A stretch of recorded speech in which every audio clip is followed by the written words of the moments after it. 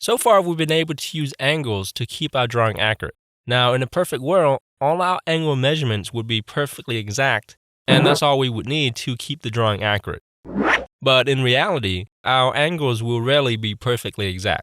And in more complex drawings, small inaccuracies can add up to big proportional errors.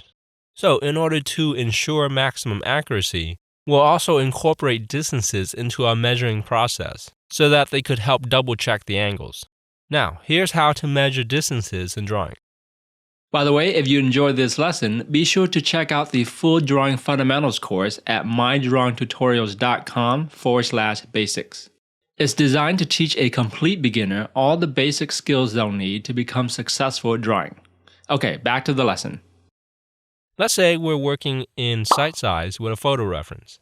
Measuring distances in this case would be very simple. You could simply calibrate your divider to whichever distance you want to measure, and then compare it with the drawing. You can check whether the overall height or width of the drawing is accurate, or any smaller details. If you don't have a divider, you can simply use your pencil and mark the distance with your fingertip. If you were drawing from a live model, you'll need to use a different method. First, hold a pencil in your hand and fully extend your arm towards the model without bending the elbow. Close one eye and bring your open eye down to your shoulder. The reason why extending your arm and bringing your eye down to your shoulder is important is because we want to keep the distance between our eye and the pencil consistent. If we don't do this, as we move the pencil around to measure different areas, the distance between the eye and pencil will fluctuate, causing our measurements to be off. This is especially true in figure drawing, where moving the pencil from the head down to the feet can cause a huge discrepancy in measurement. So, by keeping our open eye close to the shoulder and the arm fully extended, while not perfect, can help to minimize this effect. Once your arm is fully extended and your eye is glued to your shoulder, align the tip of the pencil with the beginning of what you want to measure, and use the tip of your thumb to mark off the end, and then compare it with the drawing. Again, you can check the overall height or width, or measure the smaller details. Now, that's sight size, where the measurements can be compared directly. When working in comparative measurement, however, we'll have to compare the measurements in terms of relationships to each other. For example, suppose we want to check the accuracy of this drawing. First, you pick a base unit, and then measure everything else in terms of that base unit. So if we wanted to check the width to height relationship, we would use the width as the base unit and see how many times it would fit into the height. In this case, we would say that the height is 2 times the width. Then we can do the same measurement on the drawing and see if that ratio matches up.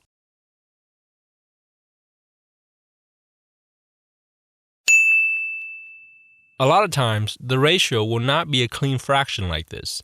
For instance, if we use the width of the pyramid as the base unit, we can see that the height is roughly 1 1/4 the width. To be more exact, it's actually a bit less than 1 1/4. So we'll make a mental note of that as we're checking the drawing.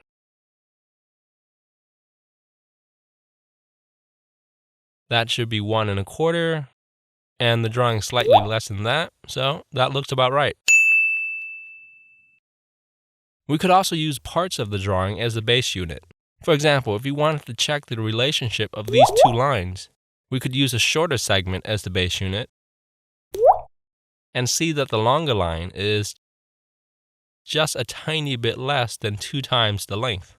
And that ratio can then be used to check the accuracy of the drawing. And you can do this for any 2 parts of the drawing. In figure drawing, the head is often used as the base unit. So, if you want to check the height of the figure, we calibrate our pencil to the height of the head and measure it against the body. We can see that this figure is roughly 6 1/3 heads tall.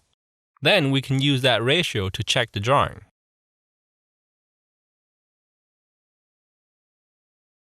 In this case, the drawing is too tall at 7 heads. and needs to be shortened. You can also use anything as the base unit that's convenient.